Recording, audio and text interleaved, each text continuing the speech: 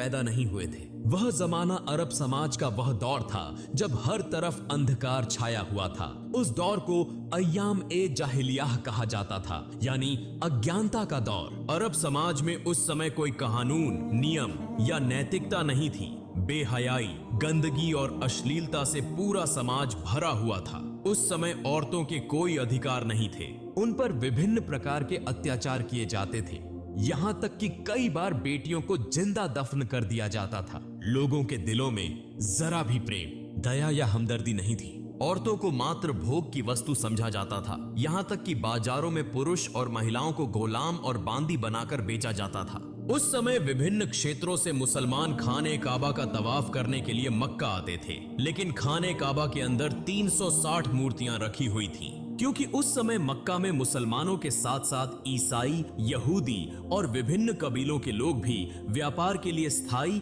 या अस्थायी रूप से बसे हुए थे। उनमें काफिरों और मुशरिकों की संख्या अधिक थी। इसी कारण उनका दबदबा सब पर बना हुआ था। फिर 570 ईस्वी का समय आया जब मक्का के प्रधान नबी करीम के दादा और कुरैश कबीले के सरदार अब्दुल मुत्तलिब थे, जो खाने काबा की देखभाल के जिम्मेदार भी थे। उस समय नबी अपनी माता आमिना के गर्भ में थे। इसी दौरान एक दिन अरब में एक बड़ी हाथियों की सेना दिखाई दी, जो धीरे धीरे मक्का की ओर बढ़ रही थी। लोग उनके भय से अपने घर बार छोड़कर भागने लगे थी, क्योंकि वे उनका मुकाबला करने की ताकत नहीं रखते थे। यहां तक कि वह सेना कई मक्का वासियों को कैद करके उन पर जुल्म और अत्याचार करने लगी और नबी के दादा अब्दुल मुत्तलिब के 200 ऊंटों सहित मक्का के सभी ऊंट छीन लिए, ताकि कोई उनसे लड़ न सके। उसी समय नबी के चाचा अब्बू तालिब आकर अब्दुल मुत्तलिब को मक्का की स्थिति से अवगत कराते हैं और कहते हैं, अब्बा, हम उस हाथियों की सेना से लड़ नहीं सकते, इसलिए हमें उनके सामने हथियार डाल देने चाहिए। तब अब्दुल मुत्तलिब अपने बेटे अबू तालिब को लेकर हाथियों की सेना के सरदार से मिलने के लिए रवाना होते हैं। इस सेना का सेनापति था मक्का के पड़ोसी क्षेत्र यमन का शासक अबरहा। वह बहुत शक्तिशाली और प्रभावशाली था। हालांकि अरब समाज उस समय अंधकार में डूबा हुआ था, लेकिन दुनिया के अधिकांश लोग जान चुके थे कि इस्लाम ही सबसे उच्च, सच्चा और शांति का धर्म है। इसी कारण विभिन्न क्षेत्रों के लोग इस्लाम स्वीकार कर रहे थे और समूहों में हज के लिए मक्का आते थे। इस्लाम और खाने काबा की यह लोकप्रियता देखकर अब्रहा ने अपनी शक्ति के बल पर यमन की राजधानी सना में खाने काबा जैसा एक गिरजाघर बनाया, क्योंकि वह चाहता था कि लोग ईसाई धर्म स्वीकार करें और उसके बनाए हुए गिरजे में अधिक से अधिक आएं। लेकिन जब अब्रहा ने देखा कि उसकी इच्छा पूरी नहीं हो रही थी, तो वह अत्यंत क्रोधित हो गया और उसने निर्णय कर लिया कि वह खाने काबा को ढा देगा। फिर अब्रहा 60,000 सैनिकों और 13 हाथियों के साथ मक्का की ओर रवाना होता है। उसी समय अब्दुल मुत्तलिब उसके पास पहुंचकर उससे कहते हैं, मैं तुम्हें चेतावनी देता हूं, जिस घर को तुम गिराना चाहते हो वह अल्लाह का घर है, इसलिए इस खतरनाक काम से बाज आ जाओ। लेकिन अब्रहा ने उनकी बात सुनने से इनकार कर दिया। तब अब्दुल मुत्तलिब ने उससे कहा, तुम मेरे ऊंट वापस कर दो। यह सुनकर अब्रहा हैरान हो गया और बोला, मैं तुम्हारे पवित्र उपासना स्थल को गिराने आया हूं, जहां तुम्हारे पूर्वज पूजा करते रहे हैं। इससे तुम्हारी इज्जत और पहचान मिट्टी में मिल जाएगी। मगर तुम्हें इसकी कोई चिंता नहीं, तुम सिर्फ अपने ऊंट वापस लेने आए हो। तब अब्दुल मुत्तलिब ने उत्तर दिया, मैं अपने ऊंटों का मालिक हूं, इसलिए मैं उन्हें लेने आया हूं। लेकिन इस मक्का और खाने काबा का असली मालिक अल्लाह है। निश्चित रूप से मुझे विश्वास है कि अल्लाह स्वयं ही इस काबा की रक्षा करेगा। अब्रहा ने उत्तर दिया, आज मैं यह भी देखना चाहता हूं कि तुम्हारा अल्लाह किस तरह मेरे हाथों से खाने काबा को बचाता है। फिर अब्रहा ने अब्दुल मुत्तलिब को उनके ऊंट वापस कर दिए और अब्दुल मुत्तलिब अपने घर लौट आए। अगले दिन सुबह अब्रहा अपनी हाथियों की सेना के साथ मक्का में प्रवेश करने के लिए बढ़ रहा था, लेकिन जैसे ही हाथी खाने काबा की सीमा में पहुंचे, वे आगे बढ़ने के लिए तैयार नहीं थे। ऐसा लगा जैसे उनके पैर पत्थर के हो गए हों और किसी चीज में जकड़े हुए हों।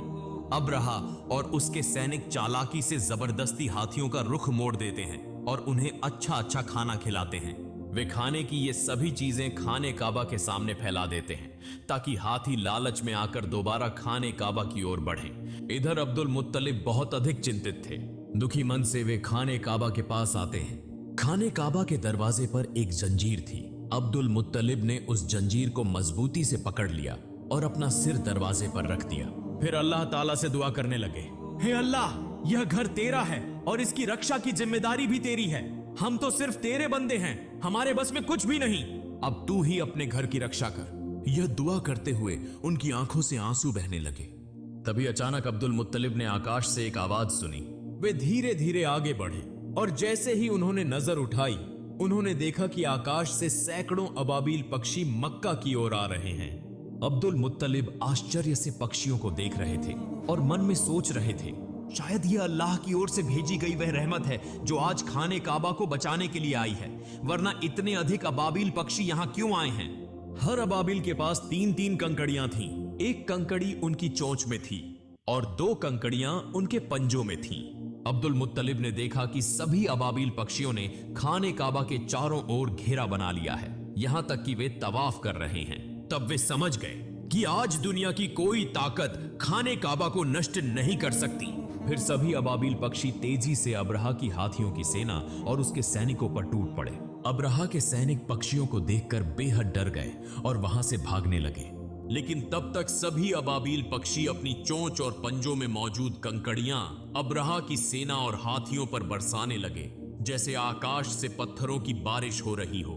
यह देखने में आया कि हर कंकड़ी सैनिकों के शरीर को चीरकर आर पार हो रही थी और पलों में पूरा लश्कर नष्ट हो गया। यहां तक कि अब्रहा भी वहीं मारा गया और अल्लाह ताला ने उन काफिरों को तबाह कर दिया। यह अल्लाह रब्बुल आलमीन की कुदरत थी कि उन्हीं छोटे छोटे पत्थरों के जरिए 60,000 सैनिक और 13 हाथी नष्ट हो गए। यह घटना कुरान पाक की सूरह अल फील में बयान की गई है, जहां अल्लाह ताला फरमाते हैं, क्या तुमने नहीं देखा कि तुम्हारे रब ने हाथी वालों के साथ क्या सलूक किया? क्या उसने उनकी चालाकी को नाकाम नहीं कर दिया?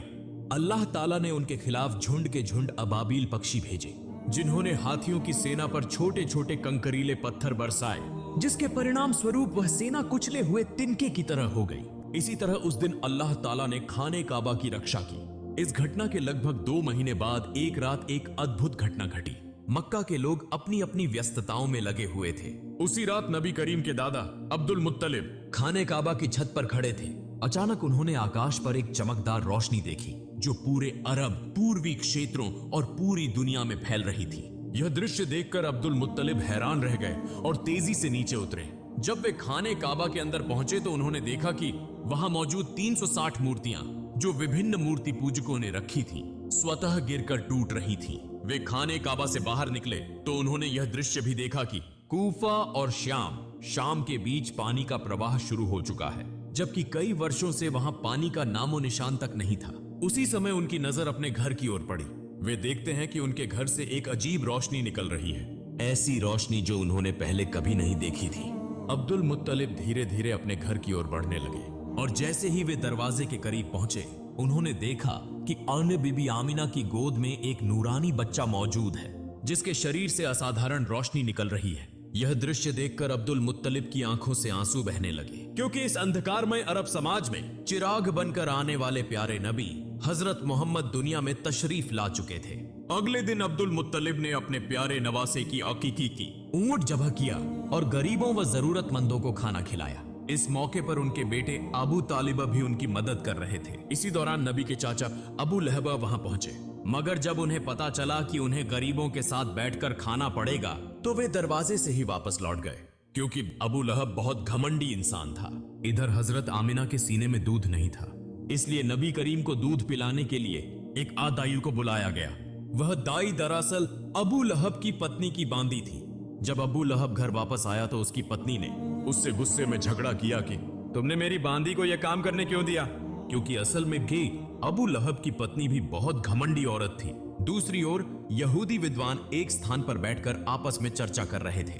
वे यह समझ चुके थे कि जरूर कोई खास बच्चा पैदा हुआ है, क्योंकि वो उनकी धार्मिक किताबों में इसका उल्लेख था। जिस रात प्यारे नबी का जन्म हुआ, उस रात आकाश पर जो प्रकाश प्रकट हुआ, उसे देखकर यहूदी और ईसाई विद्वान समझ गए थे कि वह बच्चा दुनिया में आ चुका है।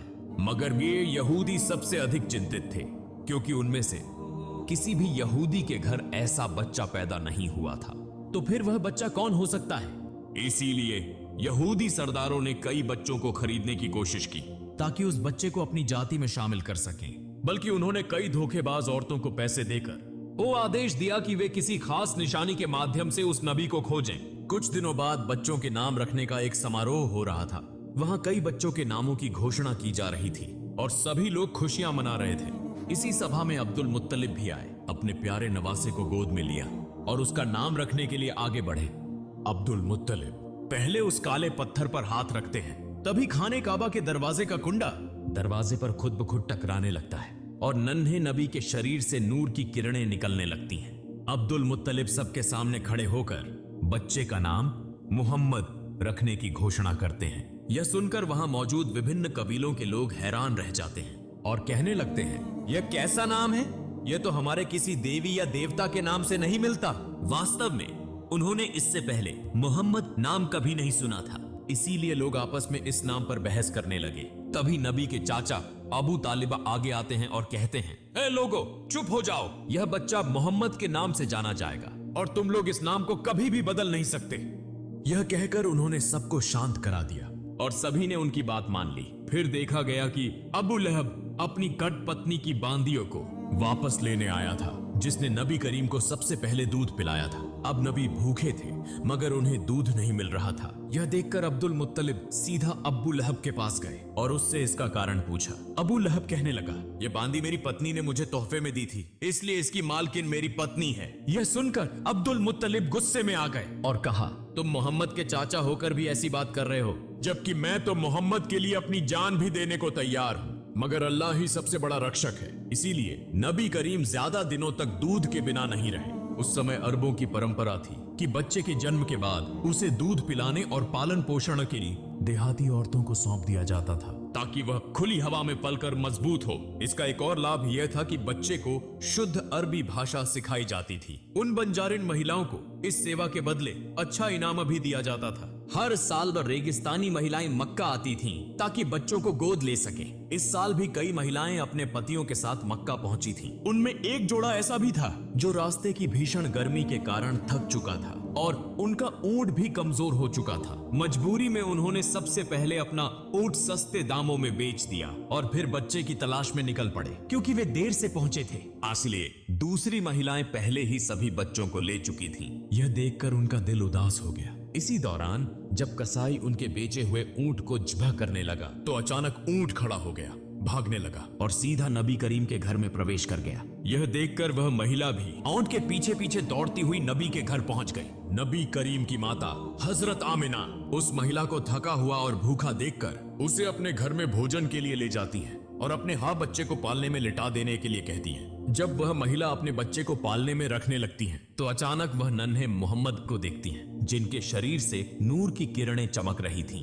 यह देखकर वह महिला आश्चर्यचकित रह जाती है। फिर उन्होंने नन्हे मोहम्मद को अपनी गोद में उठा लिया और उन्हें भूखा देखकर दूध पिलाया। यही महिला नबी की दूध माँ हजरत हलीमा सादिया थी। चूंकि नबी करीम की परवरिश के लिए ज्यादा इनाम देने वाला कोई नहीं था, इसलिए अब तक किसी ने नबी को गोद नहीं लिया था। इस मामले में हजरत अब्दुल मुत्तलिब और हजरत आमिना हजरत हलीमा और उनके पति से पान की बातचीत करते हैं। हजरत हलीमा और उनके पति यह जानते हुए भी कि उन्हें ज्यादा इनाम नहीं मिलेगा, इस बात पर राजी हो जाते हैं। फिर हजरत आमिना अपनी सारी तकलीफों के बावजूद अपने लखते जिगर को हजरत हलीमा के सुपुर्द कर देती हैं। अब बदले में उन्हें 2 ऊंट और एक गधा दिया जाता है। जब हजरत हलीमा नबी को लेकर अपने इलाके में पहुंचती हैं, तो वहां को बारिश होने लगती है। हालांकि इससे पहले कई सालों से वहां बारिश नहीं हुई थी। साथ ही जब से नबी करीम हजरत हलीमा के घर आए, तब से उनके घर में अल्लाह की रहमतों की बारिश होने लगी।